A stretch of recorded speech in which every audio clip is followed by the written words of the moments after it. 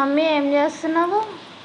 కొబ్బరితో కొబ్బరి లడ్డు చేద్దామని అవి పలగొడుతున్నాను. కొబ్బరి లడ్డ భలే ఉంటాయి మమ్మీ. ఇలా పెచ్చలని తీసి తర్వాత అవి ఎంతగో ఆరబెట్టుకోవాలి.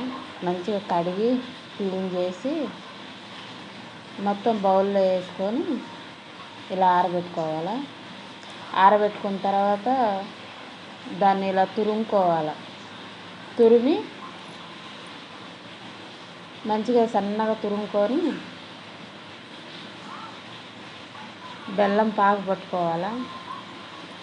అది మంచి దోరగా మంచిగా వేపాలి, ఫ్రై చేయాలి. నెయ్యి వేసి ఫ్రై చేసిన తర్వాత పచ్చివాసన అంతా పోయిందాక ఫ్రై చేయాలి. మనము జీడిపప్పు వేసుకోవచ్చు, దానికి బదులుగా పల్లీలు కూడా వేసుకోవచ్చు. నేనైతే పల్లీలు వేసినాను. మీరైతే మీ ఇష్టం, మీరు ఎలా చేస్తారో తెలీదు. మంచి దోరగా మొత్తం వేపి దాంట్లో బెల్లం పాకు పోయాలి. బెల్లము పాకు పెట్టి మంచి గుమగుమలాడిపోతుంది, వాసన అయితే నోరూరిపోతుంది. ఇంకొంచెం నెయ్యి వేసుకుంటున్నా. ఆ నెయ్యి వేసి మంచిగా దోరగా ఫ్రై చేయాలి. ఫ్రై చేస్తే మంచిగా బెల్లం పాకు ఇలా పాకు పట్టుకొని ఆ పాకు తీసుకెళ్ళి దాంట్లో కలుపుకోవాలి.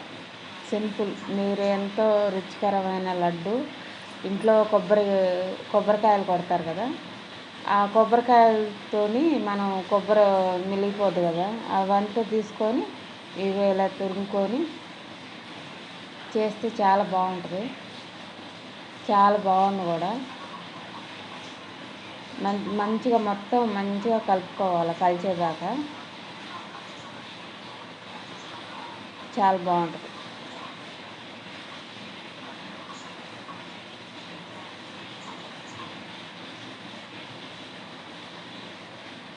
మంచిగా అట్లా ఫ్రై చేసుకుంటూ కలుపుకుంటే మంచిగా టేస్ట్ బాగుంటుంది.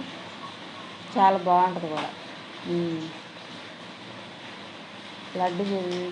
లడ్డూకి బాగా అదంతా కలవాలన్నమాట. సిమ్లో పెట్టుకొని మంచిగా ఫ్రై చేసుకుంటూ అదంతా కలుపుకుంటూ ఉంటే మంచిగా ఉంటుంది.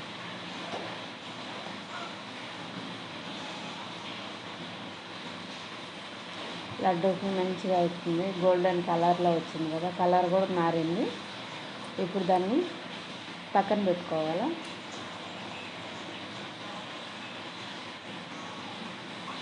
నాకైతే గుమగుమలాడిపోతుంది వాసన. చాలా టేస్టీగా ఉంటుంది. ఇవాళ లడ్డు కట్టుకోవాలా. మంచిగా కొంచెం సేపు ఆరబెట్టుకొని మంచిగా లడ్డు కట్టుకొని ప్లేట్లో పెట్టుకోవాలి. అంతే. ఎంతో రుచికరమైన లడ్డూలు, కొబ్బరి లడ్డూలు చాలా బాగుంటాయి. ఎంత రుచిగా ఉంటాయి చూడండి. నాకైతే చాలా నోరూరిపోతుంది.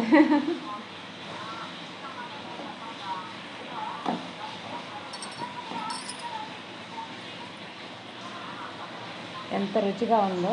ఇలాంటి రుచికరమైన లడ్డూలు మీరు కూడా చేసుకోవాలనుకుంటే వీడియోని చూడండి, సబ్స్క్రైబ్ చేయండి, లైక్ చేయండి, షేర్ చేయండి.